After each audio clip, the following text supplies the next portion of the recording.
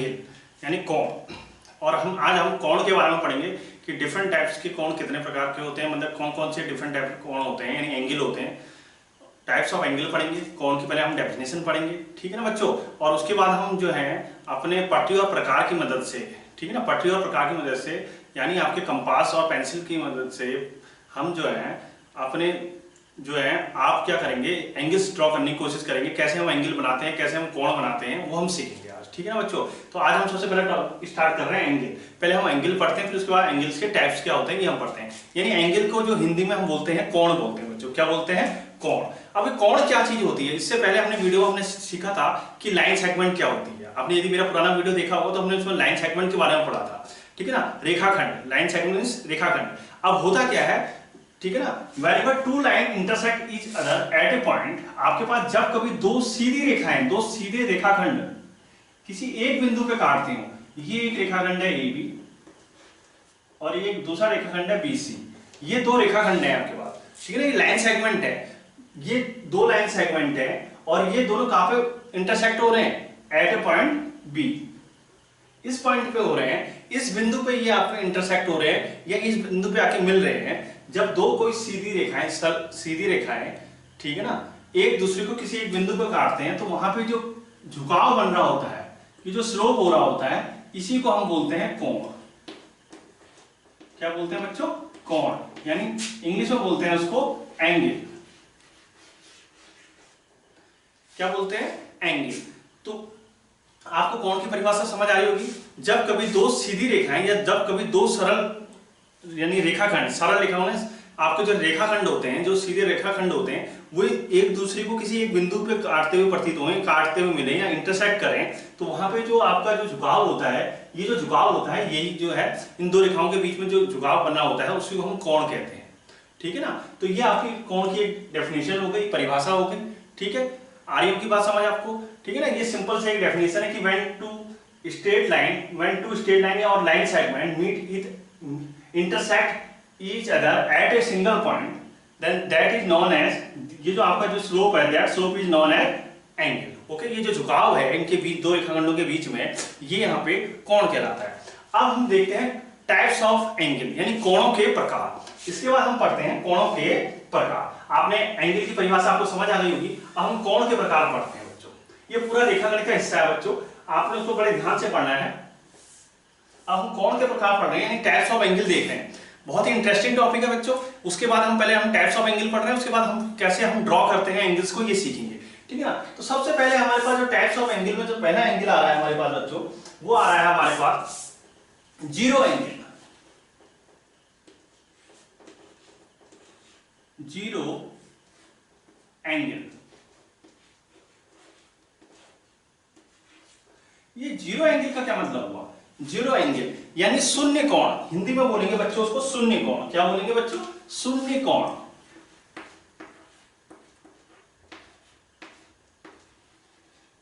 शून्य कोण। अब ये शून्य कोण क्या हुआ बच्चों? जीरो एंगल क्या होता है, कब बनता है जीरो एंगल? अब होता क्या है कि आपको पता होगा कि जब एक लाइन सेगमेंट होता है, एक लाइन सेगमेंट होता है, एक लाइन होती है। आपको मैंने पिछले वीडियो में बताया था कि लाइन किसे कहते हैं और लाइन सेगमेंट क्या होता है। हम यहाँ पे लाइन सेगमेंट लेके चल रहे हैं। लाइन सेगमेंट हमारा एक लाइन सेगमेंट सपोज इस पॉइंट से स्टार्ट हुआ और ये कोई रेखा है आपकी, यहां से लाइन आगे गई, ठीक है ना। दूसरी एक लाइन ये गई और एक लाइन इसी के ऊपर, दूसरी लाइन भी इसी के ऊपर से जा रही है। उसको मैं पीछे से बैक एरो से दिखा रहा हूं। यानी सेम लाइन, एक ही पॉइंट से, इनिशियल पॉइंट उनका स्टार्ट सेम पॉइंट है और एक ही स्ट्रेट लाइन पे जाती हुई दिखाई दे रही है। तो इनके इन दो रेखाओं के बीच में, इन दो लाइनों के बीच में, इन दो लाइन सेगमेंट के बीच में बनने वाला जो एंगल होगा वो 0 डिग्री होगा, यानी शून्य कोण कहलाएगा। यानी जब कभी दो सीधी रेखाएं, दो सीधे सरल रेखाखंड एक ही बिंदु से प्रारंभ होकर एक दूसरे के ऊपर होते हैं, बिल्कुल एक सिराई में चल रहे होते हैं, एक दूसरे के ऊपर होते हैं, तो उस वहां पे जो उनके बीच में एंगल बनना होता है, एक ही इनिशियल, उनका इनिशियल पॉइंट सेम होगा, याद रखना। उनका इनिशियल पॉइंट एक होगा, उनकी डायरेक्शन भी सेम होगी, डायरेक्शन अपोजिट नहीं होगी। यदि डायरेक्शन अपोजिट हो गई तो वहां पे एंगल बदल जाएगा बच्चों। आपकी इनिशियल पॉइंट सेम है, ठीक है ना, और उनके एक ही ऊपर जाते हुए दिखाई दे रहे हैं, एक ही के ऊपर जाते हुए दिखाई दे रहे हैं, इस तरह की दो रेखाएं, तो उनके बीच जो बनने वाला एंगल होता है, इन दो रेखाओं के बीच में जो बनने वाला एंगल होता है, ये कोण होता है। एंगल मीन्स कोण। जो एंगल होता है वो कितना होता है, 0 डिग्री होता है या शून्य अंश का होता है, शून्य अंश। अच्छा आप एक चीज ध्यान रखिए, शून्य डिग्री का यानी डिग्री यानी कोण को जो नापने की जो मेजरमेंट होती है, मैं आपको बताना भूल गया, जो कोण को हम नापते हैं वो हम डिग्री में नापते हैं। इंग्लिश में डिग्री बोलते हैं और हिंदी में अंश बोलते हैं। याद रखिए, कोई भी चीज को लंबाई नापते हैं तो हम लंबाई जैसे मीटर, किलोमीटर, सेंटीमीटर में नापते हैं। ऐसे कोण को मेजरमेंट करने का यानी मापने का जो तरीका होता है वो अंश या डिग्री होता है, ठीक है ना। गणित में कोण को नापने का जो बेसिक स्टैंडर्ड पे जो मेजरमेंट का तरीका होता है वो हम अंश या डिग्री में नाप करते हैं। तो यहाँ पे क्या हो रहा है, जब दो सीधी रेखाएं एक ही बिंदु से प्रारंभ होकर एक दूसरे के ऊपर ऐसे जाती प्रतीत हो रही है, तो उनके बीच में क्या हो रहा है, उनके बीच में जो कोण बन रहा है वो शून्य अंश का कोण होता है। तो आप समझ गए होंगे शून्य अंश का कोण कहाँ पे होगा, कैसा चित्र बनेगा शून्य अंश का कोण। यदि आपसे कह दिया जाए कि शून्य अंश का कोण बनाओ तो आप इस तरह से आप शून्य अंश का कोण बना के दिखाएंगे, ठीक है बच्चों। तो आपको शून्य अंश का दूसरा कोण जो हमारे पास आता है बच्चों, ये हो गया पहला, हमने पढ़ी है 0 डिग्री। आप इसको नोट भी करते रहिए बच्चों, ठीक है, अपनी कॉपी में भी नोट करते रहना, जिससे आपको समझ आता रहेगा कि हम कहां पे चल रहे हैं। दूसरा है एक्यूट एंगल बच्चों।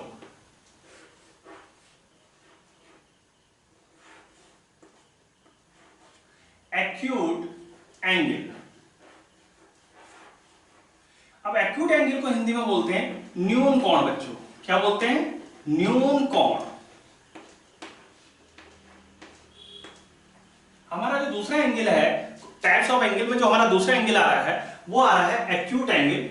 इसकी स्पेलिंग नोट कर लीजिएगा, ACUT, acute, ANGL, acute angle है ना। एक्यूट एंगल यहाँ पे यानी न्यून कोण। अब न्यून कोण क्या चीज होती है, ठीक है ना। न्यून कोण क्या होगा, जब कोई दो सीधी रेखाएं, जब दो कोई सीधे रेखाखंड है ना, when two line segment make an angle with each other like this, but this angle should be lie between 0 and 90 degree. यदि जब कभी दो सीधे सरल रेखाखंड इस तरह से कोण बनाते हैं कि उनसे बनने वाला कोण जो है 0 और 90 अंश के बीच में होता है, 0 और 90 डिग्री के बीच में होता है, तो वहां पे हम ये बोलते हैं कि वो जो कोण है वो क्या है, न्यून कोण है या एक्यूट एंगल है। मतलब क्या हुआ, देखिए यदि हम इसे गणितीय रूप में दिखाएं तो जो न्यून कोण होगा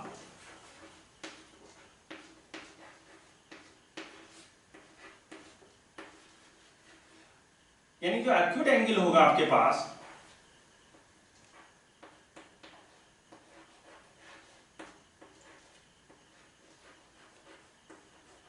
एक्यूट एंगल जो होगा वो आपका 0 डिग्री और 90 डिग्री के बीच में लाई करेगा। यानी acute angle lie between 0 and 90 degree. यानी आप देख पा रहे होंगे कि 0 और 90 डिग्री के बीच में, 0 और 90 डिग्री के बीच में हमारा क्या होता है, आपका न्यून कोण होता है। यदि आपका न्यून कोण कितने अंश का होता है, आपको आपसे पूछेगा, तो 0 डिग्री से ऊपर और 90 डिग्री से पीछे, यानी 0 डिग्री से ऊपर 90 डिग्री से पीछे, यानी 0 अंश और 90 अंश के बीच के जो कोण होते हैं वो सारे कोण हमारे क्या कहलाते हैं, न्यून कोण कहलाते हैं, यानी एक्यूट एंगल कहलाते हैं। इस बात को नोट करिएगा बच्चों, ठीक है ना। उसका फिगर कैसे होगा, देखिए ये आपको समझ आ गई होगी। न्यून कोण किसे कहते हैं, जब कभी दो सीधे सरल रेखाखंड आपस में इस तरह से कोण बनाएं कि उनके बीच का बनने वाला कोण 0 अंश और 90 अंश के बीच में स्थित हो। मतलब कौन सा हो सकता है, 1 डिग्री हो सकता है, 2 degree, 3 degree, 4 degree, 50 degree, 60 degree, 70 degree, 80 degree, 90 नहीं होगा, 90 से 1 डिग्री पहले 89 डिग्री यानी 89, ठीक है ना। 89 डिग्री तक आपको जो होंगे यानी 89 डिग्री, ठीक है ना। तो 89 पॉइंट समथिंग समथिंग तक वो जो होंगे आपके न्यून कोण हो जाएंगे। जैसे 90 होगा फिर वो दूसरा कोण बन जाता है आपका पास, ठीक है ना। तो आप समझ गए न्यून कोण क्या होता है, 0 डिग्री और 90 डिग्री के बीच के कोण को, यानी 0 अंश और 90 अंश के बीच के कोण को हम न्यून कोण कहते हैं। ये बात आपको समझ आ गई होगी। तो ये एंगल नंबर क्या था, 2 था। पहला एंगल कौन सा था, 0 डिग्री था। दूसरा क्या हो गया, एक्यूट डिग्री। आप नोट करते रहिएगा, ठीक है बच्चों। अब इसको मैं रफ कर रहा हूं।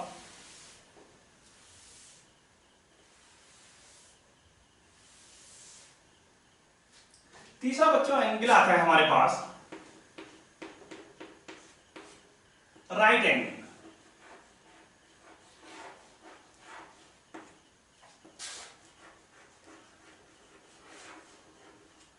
राइट एंगल यानी आपका 90 डिग्री, जो एक्यूरेट बिल्कुल 90 डिग्री पे हो उसे हम राइट एंगल कहते हैं। दैट मीन्स हिंदी में बोलते हैं उसको समकोण।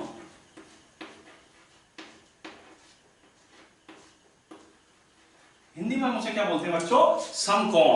अब अभी आपसे कोई पूछे कि समकोण किसे कहते हैं, तो आप ये कहेंगे जब कभी दो सरल रेखाखंड आपस में इस तरह से एक दूसरे को प्रतिच्छेदित करें, इस तरह से इंटरसेक्ट करें कि उनके बीच बनने वाला एंगल 90 डिग्री हो रहा हो, तो यानी 90 अंश के 90 डिग्री के एंगल को हम क्या बोलते हैं? समकोण कहते हैं। That means 90 degree angle is known as right angle. Right angle, ठीक है ना? तो हमारा जो 90 डिग्री का एंगल होता है वो क्या कहलाता है बच्चों? राइट एंगल कहलाता है। यानी 90 अंश के कोण को हम क्या बोलते हैं? समकोण बोलते हैं। बिल्कुल कोई डाउट नहीं होगा। अच्छा, इसका डायग्राम कैसे बनाया जाएगा? देखिए बिल्कुल ऐसा सीधा दिखाई देगा। देखिए ये लाइन सीधी ऐसे दिखाई देगी, एक लाइन सीधी ऐसे दिखाई देगी। ये आपका पॉइंट है और ये जो होगा आपका 90 डिग्री। यदि आप अपने क्या चीज प्रोटेक्टर को इस पॉइंट पे रखें, तो आप प्रोटेक्टर को रख के देखेंगे तो ये बिल्कुल 90 अंश का कोण आपको दिखाई देगा। इस तरह का जो कोण होता है वो 90 अंश का कोण समकोण या राइट एंगल होता है। Such type of angle is known as right angle. Okay बच्चों, कोई डाउट तो नहीं हो रहा? यदि कोई डाउट हो रहा है तो आप जरूर कमेंट बॉक्स में लिखिए, मैं आपके उसके बाद का समाधान करूंगा। ये आपको तीसरा एंगल पता लग गया, राइट एंगल। अब उसके बाद हम अगला चौथा एंगल पढ़ते हैं। देखिए ऑब्ट्यूज एंगल आएगा। चौथा एंगल कौन सा होता है बच्चों? Obtuse angle.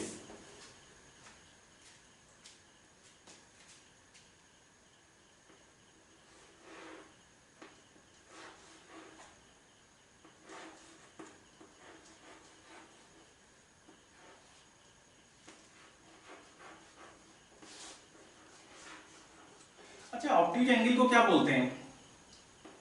हिंदी में बोलते हैं अधिक कोण। क्या बोलते हैं बच्चों? अधिक कोण। अभी आपने समकोण के बारे में पढ़ा, अब हम ऑब्ट्यूज एंगल के बारे में पढ़ रहे हैं। तो अब हम ऑब्ट्यूज एंगल के बारे में पढ़ रहे हैं। अभी ऑब्ट्यूज एंगल कौन सा होगा? देखिए आपको पता लगा 0 डिग्री एंगल कौन सा होता है। दूसरा आपने देखा एक्यूट एंगल यानी न्यून कोण देखा, पहले शून्य कोण फिर न्यून कोण, फिर देखा आपने समकोण यानी राइट एंगल 90 डिग्री का हो गया। अब ऑब्ट्यूज एंगल यानी अधिक कोण। अधिक कोण का कौन सा एंगल होगा? यानी 90 डिग्री से ऊपर और 180 डिग्री से पीछे। तो यानी आपका कोई भी जब दो सरल रेखाखंड इस तरह से कोण बनाए कि उनका जो कोण होगा वो 90 डिग्री से ज्यादा और 180 डिग्री से कम हो, तो उस तरह के कोण को हम ऑब्ट्यूज एंगल या क्या अधिक कोण कहते हैं। यानी आपका ऑब्ट्यूज एंगल जो है किस किस के बीच में लाई करेगा? आप बताएंगे किसके बीच में? 90 डिग्री यानी 90 अंश और 180 अंश के बीच में आपका ऑब्ट्यूज एंगल होगा।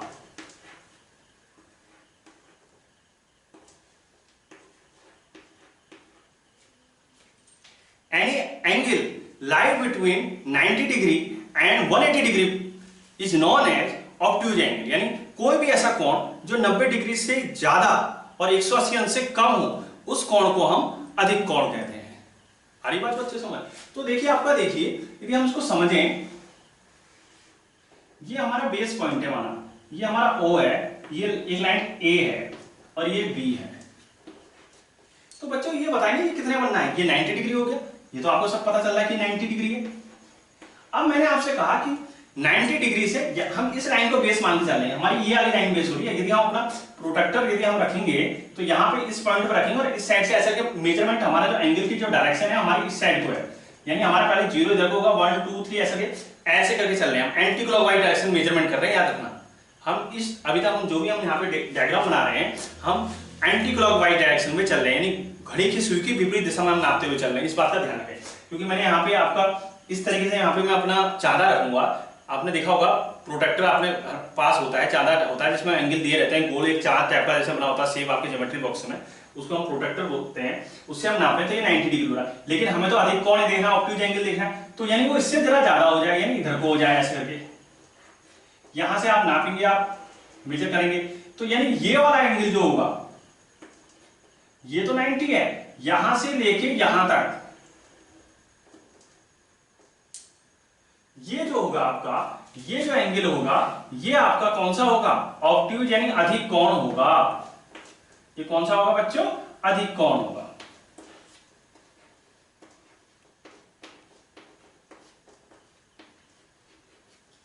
इसको हम बोलेंगे ऑब्ट्यूज एंगल या अधिक कोण बोलेंगे, यानी 90 अंश से ज्यादा चले गया है और 180 अंश से पीछे है अभी ये, ठीक है ना। तो इस तरह के कोण को हम क्या बोलते हैं बच्चों? अधिक कोण। आ रही बात समझ? ये भी बहुत इजी था आपके पास। अब हम देखते हैं अगला हमारे पास ऑब्ट्यूज के बाद आ रहा है स्ट्रेट एंगल। इसको मैं रफ कर रहा हूं बच्चों, इसको नोट कर लीजिएगा।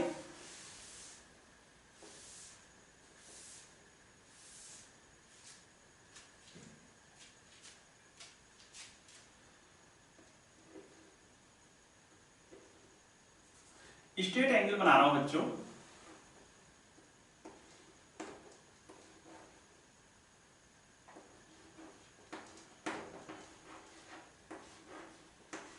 Straight angle.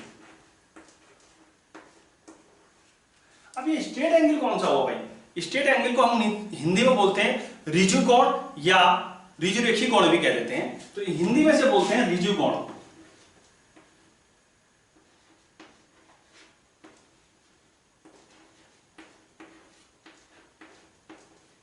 ये स्ट्रेट एंगल पे कहीं कहीं बुकों में आपको लीनियर पेयर भी लिखा हुआ मिलेगा, तो वो भी एक ही बात होती है आपके पास। जो आपके 180 डिग्री बनाते हैं उसको हम लीनियर पेयर बोलते हैं, यानी स्ट्रेट एंगल बोलते हैं। यानी अब रिजु कोण क्या होता है, अब इसका डायग्राम कैसे होगा देखिए। आपके पास ये माना आपका इनिशियल पॉइंट है, आपके पास ये बिंदु है, आपके पास इधर को आपने एक ये रेखा गई आपके पास, इसको हम O बोल रहे हैं। ये एक सीधी रेखा O A गई, तो यानी ये वाली जो हम रेखा है ये हमारा 0 डिग्री का कोण बना रही है। एक तरीके से देखा जाए तो क्या बना रही है? 0 डिग्री का बना रही है। अब मैं यदि इसी बिंदु से एक बिल्कुल सीधी रेखा विपरीत दिशा की तरफ चली जाए,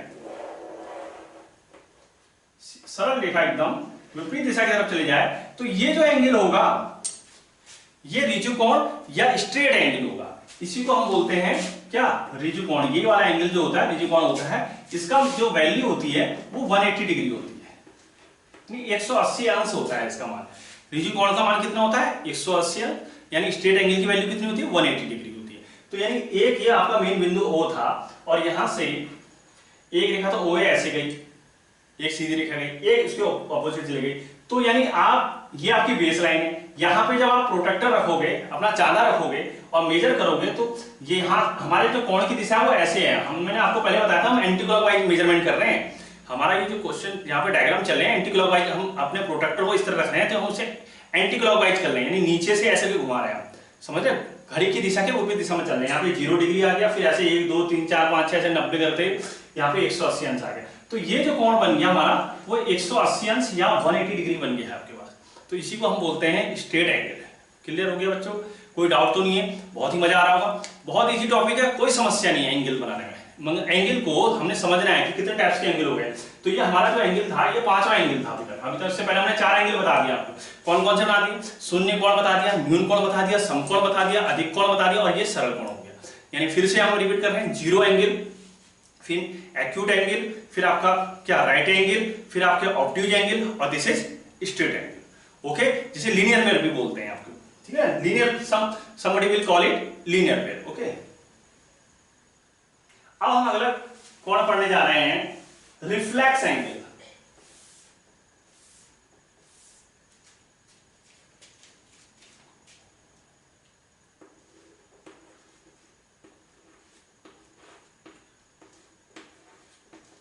रिफ्लेक्स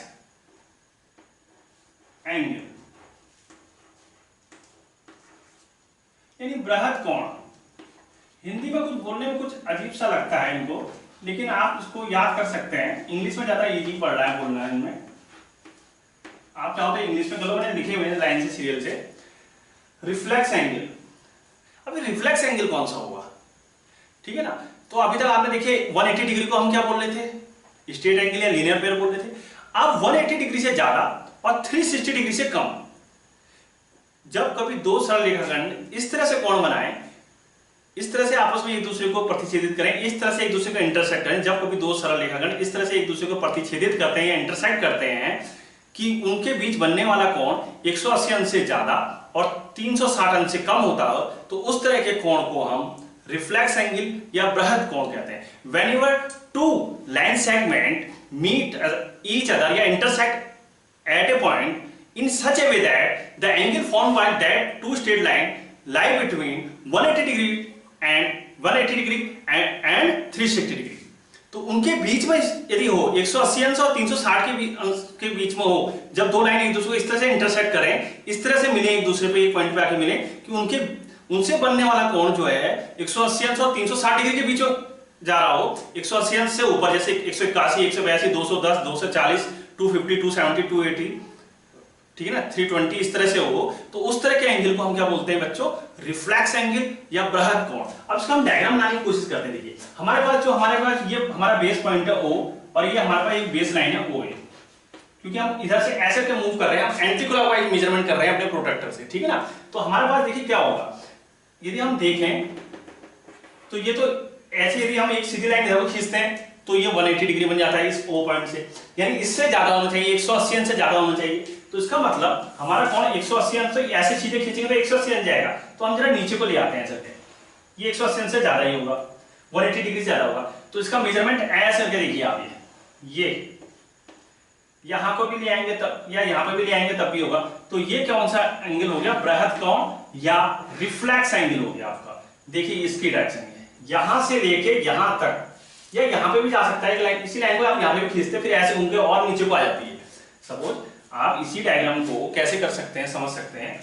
ये है आपके पास, ये आपका बेस पॉइंट है O, और ये A है, ये आपकी बेस लाइन है आपके पास, यहां से आप मेजरमेंट कर रहे हैं। तो आप यदि ऐसे करा हो आपके पास, तो आपका एंगल, आप यहां से प्रोट्रैक्टर से ऐसे नापते हुए चल रहे हैं, आप ऐसे मेजर कर रहे हैं आप, लाइक दिस।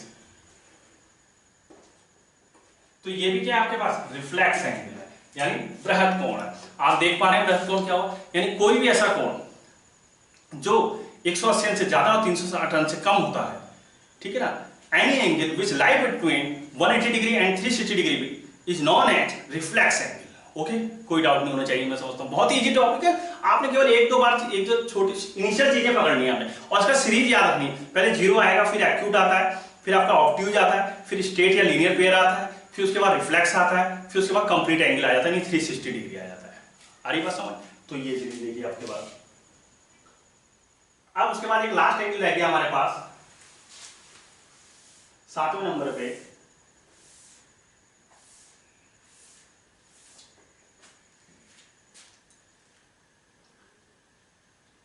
इसको हम बोलते हैं कंप्लीट एंगल।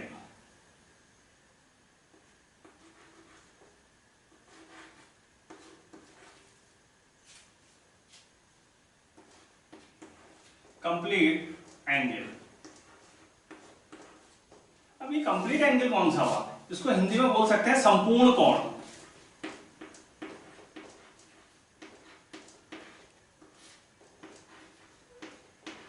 संपूर्ण कोण का मतलब यानी ऐसा कोण जो 360 अंश बना दे, 360 डिग्री घूम जाए, पूरा 360 घूम जाए, अपनी बेस लाइन, जहां से बेस लाइन से घुमा, जहां से हम मेजरमेंट कर रहे थे वहीं पे आके मिल जाए, तो उस तरह के एंगल को हम क्या बोलते हैं, आपका क्या हो गया, कंप्लीट एंगल या संपूर्ण कोण। देखिए ये हमारे पास बेस लाइन है, इसको जरा समझेंगे हम जरा सा।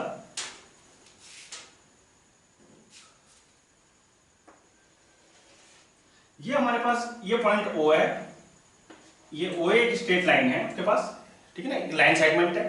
अब आप यहां से मेजरमेंट कर रहे हैं और ये घूमते घूमते घूमते घूमते घूमते घूमते घूमते आपका यहीं पे आके मैच हो गया है, यानी ये हम जो लाइन एंगल बनाना चाह रहे थे वो दूसरी लाइन भी पूरा ऐसे रोल होके यहीं पे आ गई। तो इस तरह के एंगल को क्या बोलते हैं, आपका 360 डिग्री, यानी ये पूरा सर्किल ड्रॉ हो जाता है आपका। आप देखेंगे पूरा एक सर्किल बन गया आपके पास सर्किल। तो उस तरह के एंगल को हम 360 डिग्री एंगल को कंप्लीट एंगल या संपूर्ण कोण कहते हैं। तो बच्चों आपको ये समझ आया होगा कि कोण कितने प्रकार के होते हैं। पहले कोण क्या होता है हमने देखा, कोण क्या होते हैं, जब कोई भी दो सीधी सरल रेखाखंड या सीधी सरल रेखाएं एक दूसरे को, कोई भी सीधी सरल रेखाएं या कोई भी किरण भी एक तरीके से देखा जाए तो लाइट बीम होती है, वो भी बहुत सीधी चलती है, एकदम सीधी चलती है ना, वो एक दूसरे किसी एक पॉइंट पे आके काटते हैं या प्रतिच्छेद करते हैं, इंटरसेक्ट करते हैं, तो उनके बीच में जो झुकाव बन रहा होता है, ठीक है ना, जो स्लोप होता है, उसी को हम कोण कहते हैं या एंगल कहते हैं। हमने टाइप्स ऑफ एंगल में देखा कि सबसे पहले हमारे पास क्या था, 0 डिग्री था यानी शून्य कोण था, दूसरा क्या था, एक्यूट एंगल था यानी न्यून कोण था, तीसरा राइट एंगल यानी समकोण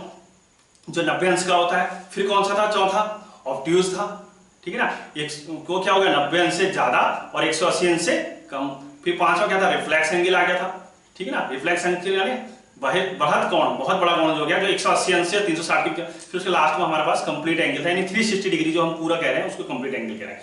एक चीज और ध्यान रखिए, जो स्ट्रेट एंगल है 180 डिग्री वाला है उसको हम जो है लीनियर पेयर भी बोलते हैं, कहीं बुक्स में लीनियर पेयर लिखा रहता है जब हम आगे प्रमेय या थ्योरम पढ़ रहे होते हैं।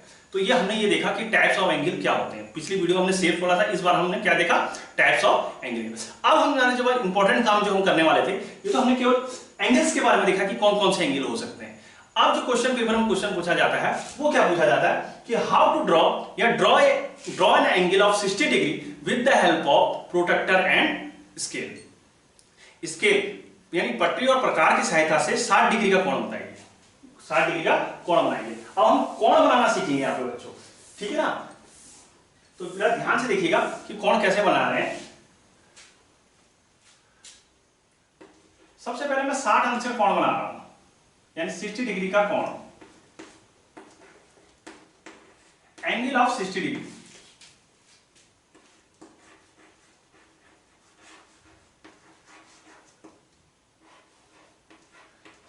एंगल, तो ये 60 डिग्री एंगल जब हम ड्रॉ करने वाले हैं, कैसे करेंगे, किसकी सहायता से, पटरी और प्रकार की सहायता से, यानी आपके क्या कंपास और पेंसिल और उसमें आपका स्केल यूज होगा, उसको हम यूज करेंगे। तो मैंने यहाँ पे अपने एक डेमो के लिए यहाँ पे मैं आपको दिखाने वाला हूं कि ये हमारे पास क्या है। देखिए बच्चों, आपसे पहचानने होंगे, कंपास है आपके पास, ऐसा प्रकार होता है, हिंदी में प्रकार बोलते हैं, कंपास होता है ये आपके पास, है ना। और ये आपके पास स्केल है, ठीक है, कोई समस्या नहीं, ये दो होगा। अब सबसे बड़ी बात क्या है, आपको देखिए जब उसको करेंगे तो कैसे करेंगे, जरा ध्यान से देखिएगा बच्चों।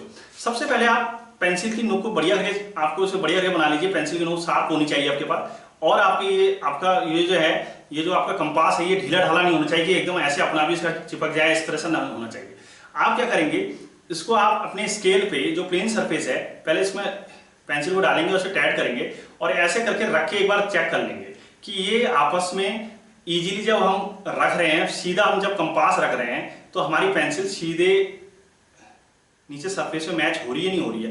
होता क्या, किसी के ऐसे खड़े रहता है, कम रखता है, कोई ऐसे झुकती है पेंसिल, तो उससे क्या होता है, जब हम ड्रॉ करेंगे डायग्राम तो वो जरा गड़बड़ हो जाता है, उसको बनाते वक्त कुछ ना कुछ कमी रह जाती है। तो बिल्कुल का सरफेस बराबर मैच होना चाहिए सर, कि जब आप रखो तो दोनों आराम से ऐसे टक से मैच होते हुए दिखाई दे, ठीक है ना। तो ये मैंने आपको पढ़ा हुआ है। अब हमने करना क्या है, देखिए सबसे पहले क्या करना है आपको, मैं समझता हूं बच्चों सभी को 5 सेंटीमीटर या 6 सेंटीमीटर 7 सेंटीमीटर की लाइन आपको खींचनी आती होगी।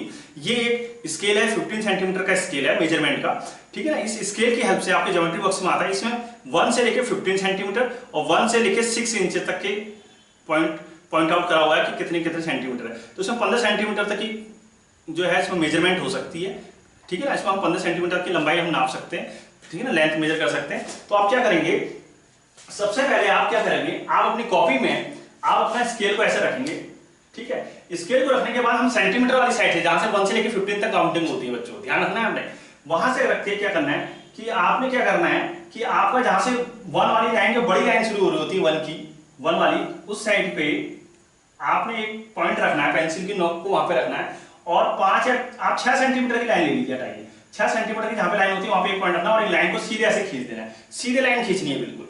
तो मैंने समझ लीजिए, अब मैं स्केल से तो नहीं खींच रहा हूं, मैं यहाँ पे सीधे अपने आइडिया से खींच दे रहा हूं कि मैंने सबको 5 सेंटीमीटर की लाइन खींच दी। मैंने कितने सेंटीमीटर खींच दी, मैंने पहले आपने क्या करा, एक पॉइंट रखा और इस पॉइंट पे स्केल को रखा और बिल्कुल आपने यहां से 5 सेंटीमीटर की एक लाइन खींच दी, यहाँ पे और यहाँ पे, जो जहां पे 5 हो रहा होगा, पहले आप रखेंगे स्केल को और यहाँ पे 1 वाली सेंटीमीटर से लेकर 5 सेंटीमीटर दोनों जगह पहले पॉइंट रख के फिर लाइन खींचेंगे आप, ठीक है ना। तो ये आपकी एक AB लाइन है, कितने सेंटीमीटर है, 5 सेंटीमीटर है, ये मैंने ड्रॉ कर दिया, क्लियर हो गया। अब आपने करना क्या है, देखिए आपने इस प्रकार को, इस कंपास को क्या करना है, ठीक है ना। इसको मैंने पहले कहा था इसको सेट कर लेना कि इसका लेवल सही से मैच हो रहा नहीं, ऊपर नीचे बड़ खबड़ ना हो रहा, बिल्कुल है ना, इसे चिकचैक ना हो रहा। तो आप क्या करेंगे, इसको प्रकार की जो ये जो लोहे वाली नुक है आपके पास, इसको आप A पॉइंट पे रखेंगे, आप रख देंगे, इस तरह से दबा देंगे, बिल्कुल बढ़िया के दबा देना है आपने। इसको दबाने के बाद इसको जरा इसको एक्सपेंड करेंगे, अपने प्रकार को, अपने इस कंपास को एक्सपेंड करेंगे और मोर देन हाफ, ये जो रेखा होगी इसके आधे से ज्यादा। अच्छा आप ध्यान रखना है, जब आपने इसको एक बार जितना फैला दिया, वो जब तक पूरा एंगल नहीं बन जाए, वो हिलना डुलना नहीं चाहिए। यदि ये हिल डुल रहा है बीच में, तो आपका जो एंगल ड्रॉ हो रहा है वो गलत हो जाएगा, फिर उसमें जो है एक्यूरेसी नहीं आ पाएगी। आप अपने चांदे से, अपने प्रोट्रैक्टर से मेजर करोगे, रख के देखोगे तो मेजरमेंट नहीं हो पाए। हमारा बेस पॉइंट क्या है, A है, ठीक है ना, ये ध्यान रखना है। तो मैं यहाँ पे इसकी प्रकार की नुक रख रहा हूँ और इसको मोर देन हाफ, यानी आधे से ज्यादा, यानी 5 सेंटीमीटर की ये पूरी लाइन है, तो मैं लगभग 3 सेंटीमीटर 4 सेंटीमीटर ऐसे करके और यहाँ पे रख के इसको, इस नॉक को तो ए पॉइंट को तो दबाए रखूंगा, ठीक है ना, और इसको ऐसे करके घुमाऊंगा इस तरह से लाइक दिस, और बिल्कुल बिल्कुल फ्री हैंड एकदम यहाँ पे कस के दबाइए, ए पॉइंट को कस के दबाइए और मोर देन आप ऐसे करके घुमा लीजिए, ठीक है। फिर जहां से घुमा होगा यहाँ पे रखना है इसको, ये हिलना नहीं चाहिए बिल्कुल, क्या अभी दब गया तो गड़बड़ हो जाएगी कहानी सारी। फिर इस पॉइंट पर रख के फिर यहाँ से एक ऐसे आर्क काट देंगे, चाप काट देंगे, ठीक है ना। अब देखिए मैं क्या करूंगा, देखिए मैंने ये समझ लीजिए मेरा ये जो थंब है ये मेरा प्रकार की नुक है और मैंने इसको ए पॉइंट पर रख दिया। देखिए अब मैंने मोर देन हाफ यानी आधे से ज्यादा दूरी अपने प्रकार को कर ली, समझ लीजिए मेरी अंगूठा नुक है लोहे का और मैं घुमा रहा हूँ, देखिए कैसे घुमा रहा हूँ, ये देखिए ऐसे ही आपको भी घूमेगा, ठीक है ना।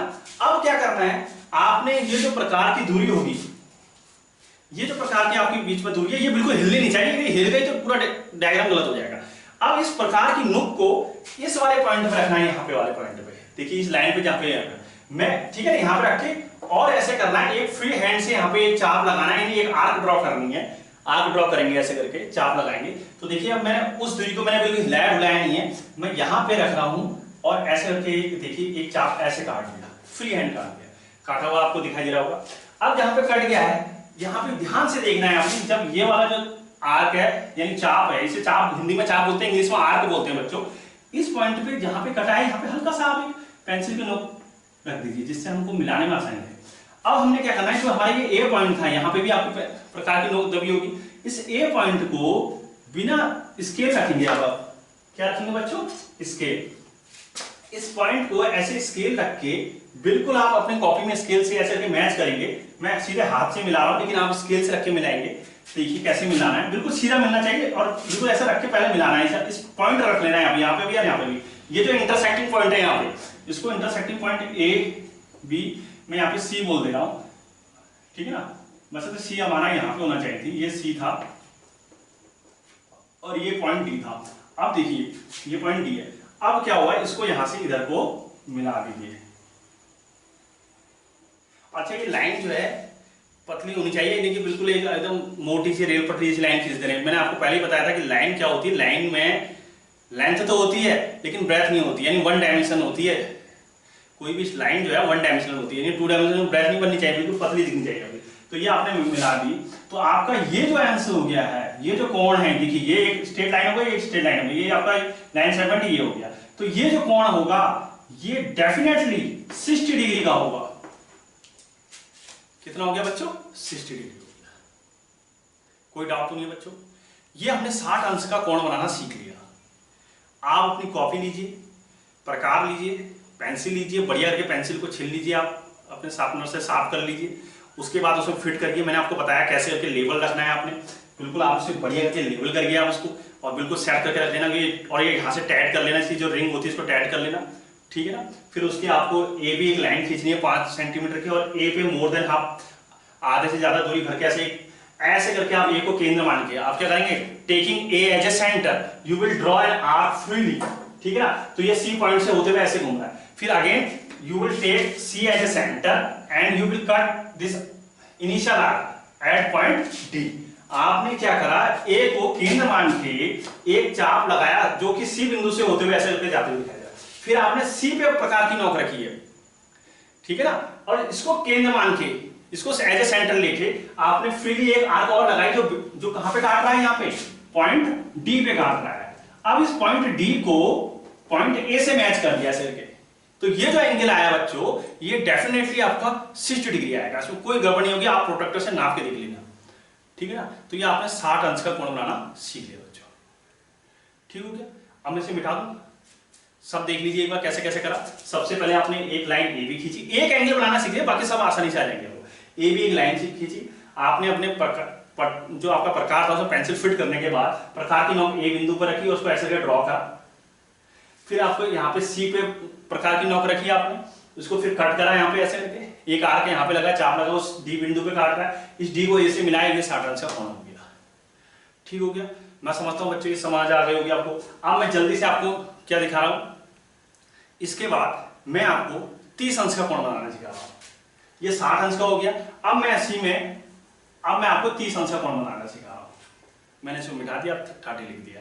अब 30 अंश कैसे बनेगा देखिए, आपने क्या करना है, पहले सबसे पहले 60 अंश का कोण बनाना है। जैसे मैंने ये बनाया बिल्कुल वैसे ही करना है। पहले एक लाइन ए बी लेनी है, उसमें आपने प्रकार की ए पॉइंट पे रखनी है और ऐसे करके पेंसिल को ऐसे घुमाना है, ठीक है ना। ये आपका डी पॉइंट करके ऐसे मिला देंगे। इतना काम आप 60 अंश का तो वैसे ही कर लेंगे।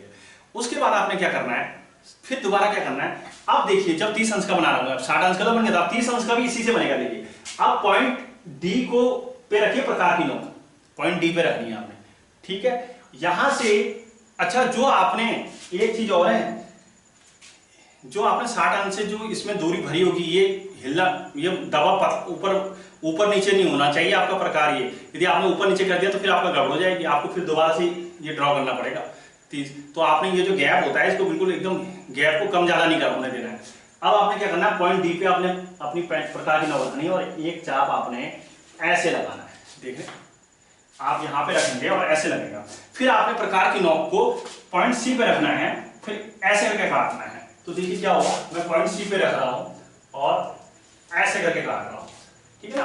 तो जरा से देखेंगे तो पॉइंट सी पे रखा, ये यहां पे काटा, तो इसको पॉइंट ई कह दिया मैंने, इस पॉइंट को। अब ई को सीधे यहां पे कहां मिला दिया, ए से मिला दिया। तो ये आपका जो ये वाला कोण होगा, ये तो आपका 60 अंश था। अब ये वाला कोण जो है, जो अभी ई से ए के बीच में आया है, ये वाला, ये आपका 30 अंश का होगा। कितने अंश का होगा बच्चों, 30 अंश का होगा। यदि आपको बात समझ नहीं आई है तो मैं दोबारा से एक बार ड्रॉ करके कर दूं, क्योंकि आपको उसमें मिक्स हो गया होगा। सबसे पहले आपने क्या करा, एक लाइन खींची, स्ट्रेट लाइन खींची ए बी, ठीक है बच्चों। उसके बाद आपने क्या करा, आपने प्रकार की नोक ए पे रखी और एक चाप लगाया, आर्क लगाएगा ऐसे। उसके बाद आपने प्रकार की नोक इस जगह पे रखा, फिर एक चाप लगाएंगे आप दोबारा से, ये लगाया। अब यहां से यदि यहां मिलाते हैं, एक पॉइंट पे मिलाते हैं, तो ये 60 अंश का होगा, लेकिन मुझे तो 30 अंश का बनाना है बच्चों।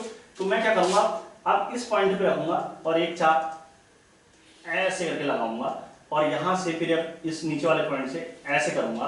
तो अब क्या होगा, ये जो पॉइंट कटा होगा इसको आप ऐसे मिलाएंगे तो ये 30 डिग्री एंगल हो जाएगा। कितने डिग्री का हो जाएगा, 30 डिग्री का होगा। आप अपने क्या थे चाँदे से और प्रोटेक्टर से मेजरमेंट करके देख लेना, 30 डिग्री निकलेगा श्योरली, आपको 100% 30 डिग्री निकलेगा। आ रही बात समझ बच्चों। तो ये 30 डिग्री हो गया। अब एक लास्ट एंगल और रह गया 90 डिग्री। जल्दी जल्दी से बनाते हैं, वीडियो बहुत लंबा हो रहा है। उसके बाद 90 डिग्री बनाते हैं। देखिए 90 डिग्री कैसे बनाएंगे आप। सबसे पहले आप 5 सेंटीमीटर की एक लाइन खींचेंगे ए बी। आपने ए बी में 5 सेंटीमीटर की लाइन खींची, ठीक है। अब आपने क्या करना है, फिर वही प्रोसेस होगा। आपने प्रकार की नोक को ए पॉइंट पे रखेंगे और एक चाप पूरा घुमाएंगे आप, ठीक है ना। तो मैं घुमा रहा हूं, देखिए मैंने, समझ लीजिए मेरा अंगूठा ये प्रकार की नोक है और मैं यहाँ पे ये मैंने पेंसिल ऐसे फिट कर रखी है, समझ लीजिए मैं ए पे रख के ऐसे एक चाप लगा रहा हूँ। देखिए बच्चों, ये आप जब यहाँ पे रखोगे ऐसे भी घुमाओगे तो आपको एक चाप लगता हुआ दिखाई देगा, ये मेरा ये पॉइंट था। आपके तो प्रकार होगा ना, तो आपका साफ आएगा। अब क्या होगा, ये ए बी, ये पॉइंट को मैं सी पॉइंट कह रहा हूं। अब आपने सी पॉइंट पे रखना है अपना प्रकार की नोक, और वो दूरी बड़ी घटी नहीं होनी चाहिए। जो आपने एक बार प्रकार पेंसिल में दूरी भरती है वो हिलने डुलने नहीं चाहिए, तो गलत हो जाएगा पूरा। उसको आप एक चाप ऐसे लगाएंगे, फिर ये यहाँ लगाएंगे, 2 चाप लगेंगे, इस बार 2 आर्क कटेंगे, ठीक है ना। फिर क्या करेंगे, इसी से एक आर्क ऊपर को ऐसे करेंगे, फिर क्या करेंगे, इस वाले पॉइंट पे लाएंगे और एक आर्क ऐसे काटेंगे। तो ये देखिए ऐसे आपका ये करते हुए दिखाई दे रहा है, इस पॉइंट पे कटाएगा। तो तो इसको ऐसे मिला देंगे यहाँ से ऐसे करके सीधे। तो आपका पास ये जो कोण बन गया, ये राइट एंगल 90 डिग्री बन गया। तो हमने कितने 90 अंश का कोण भी बनाना सीख लिया। अब यदि हमने 90 अंश का कोण बनाना सीख लिया था, 90 डिग्री बनाना सीखा था, तो ये जो यहाँ पे ऐसे मैच हो रहा होगा आप देखेंगे, तो ये 90 अंश का 90 डिग्री का कोण आपका बन गया, जिसे हम राइट एंगल ट्राइंगल बोलते हैं। ट्राइंगल नहीं, राइट एंगल बोलते हैं, 90 डिग्री समकोण बोलते हैं। ट्राइंगल बोल रहा हूँ, राइट एंगल बोलते हैं, यानी 90 डिग्री बोलते हैं। तो बच्चों मेरे को लगता है कि आपको ये एंगल बनाना सीख गए होंगे कि हाउ टू ड्रॉ एंगल। हमने सबसे पहले 60 सीखा, 60 अंश यानी 60 अंश कैसे बनाते हैं, फिर उसका आधा हमने करा तो 30 बन गया, तो हम, और उसके बाद ये 90 डिग्री बन गया। तो आपको ये एंगल यदि बनाने आ गए हैं तो मेरी वीडियो को आप ये लाइक एंड सब्सक्राइब करिए और इसको अपने ज़्यादा से ज़्यादा अपने दोस्तों में दीजिए, शेयर करिए, उनको बताइए इस चैनल के बारे में, हैशटैग विनोद पवार के बारे में। और इस वीडियो को बार बार आप रिपीट करके देखेंगे तो आपको और आसानी से हर चीज़ समझ आएगी, ठीक है ना। तो एंगल ड्रॉ करना सीखेंगे। तो मैं समझता हूँ आपको ये वीडियो बहुत मजेदार लगी होगी और आपकी काफ़ी अच्छी ज्योमेट्री यानी रेखागणित की आपकी कॉन्सेप्ट को बहुत अच्छे तरीके से क्लियर हो रही होगी। आप इसे बार बार ध्यान से देखिए। Thank you very much for watching this video.